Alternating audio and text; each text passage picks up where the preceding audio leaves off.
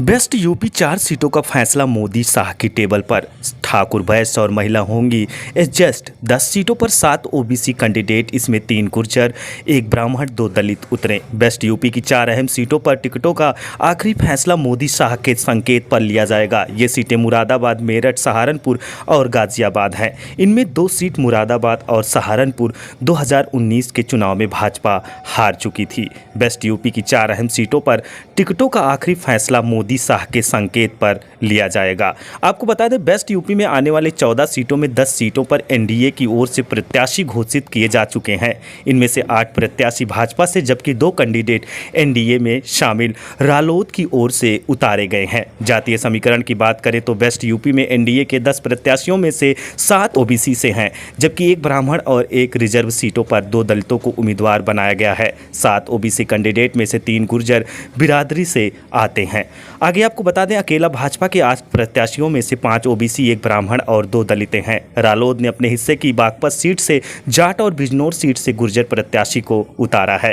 रालोद के टिकटों से बेस्ट यूपी में भाजपा का जातीय समीकरण गड़बड़ाया है। अब जातीय समीकरण साधने के लिए भाजपा नए सिरे से प्लानिंग कर रही है।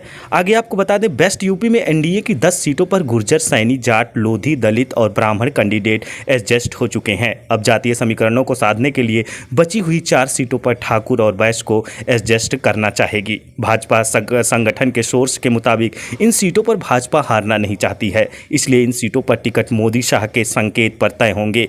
पारंपरिक टिकट बंटवारे को देखें तो मुरादाबाद और गाजियाबाद सीट पर ठाकुर, मेरठ सीट पर वैश्य और सहारनपुर सीट पर ब्राह्मण प्रत्याशी मुसीद माने जाते हैं, लेकिन इसमें बदलाव भी हो सकता है। आपको बता दें कि 2019 और 2024 के बदले गए प्रत्याशी संभल में परमेश्वर लाल सैनी ये 24 में भी लड़ेंगे। गौतम बुद्ध नगर में डॉक्टर महेश शर्मा ये भी अब 24 में लड़ेंगे। रामपुर से मोहम्मद आजम खां जो कि 24 में, इनको हटा के घनश्याम सिंह लोधी यहाँ से लड़ेंगे। अमरोहा में कंवर सिंह हैं, ये हारे थे और 2024 में कंवर सिंह तोमर रहेंगे, यानी परिवर्तन नहीं होगा।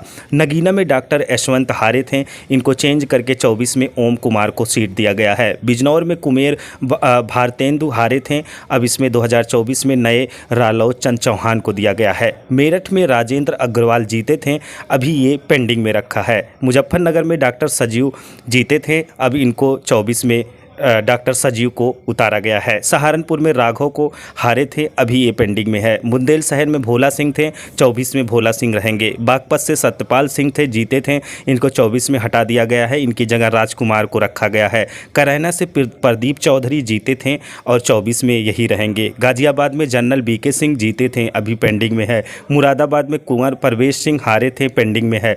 आगे आपको बता दें कि संभल सीट पर परमेश्वर लाल सैनी, रामपुर सीट पर घनश्याम लोधी, अमरोहा सीट पर कंवर सिंह तोमर, बिजनौर से चंदन सिंह और करैना प्रदीप सिंह और मुजफ्फर सीट पर डॉक्टर संजीव और ऐसे भी कई प्रत्याशी आए हैं। नगीना से भाजपा ने नौटौर के विधायक ओम कुमार और बुंदेलशहर से भोला सिंह को उम्मीदवार बनाया है। ये दोनों सीटें आरक्षित हैं, ऐसे में यहाँ दलित प्रत्याशी उतारना सभी पार्टियों की मजबूरी है। भाजपा ने गौतम बुद्ध नगर सीट पर बेस्ट यूपी से इकलौते ब्राह्मण चेहरे डॉक्टर महेश शर्मा को प्रत्याशी बनाया है। मुरादाबाद सीट पर पूर्व सांसद कुंवर सर्वेश सिंह, जिला पंचायत डॉक्टर शौफली सिंह और भाजपा के राष्ट्रीय प्रवक्ता डॉक्टर जफर इस्लाम रेस में हैं।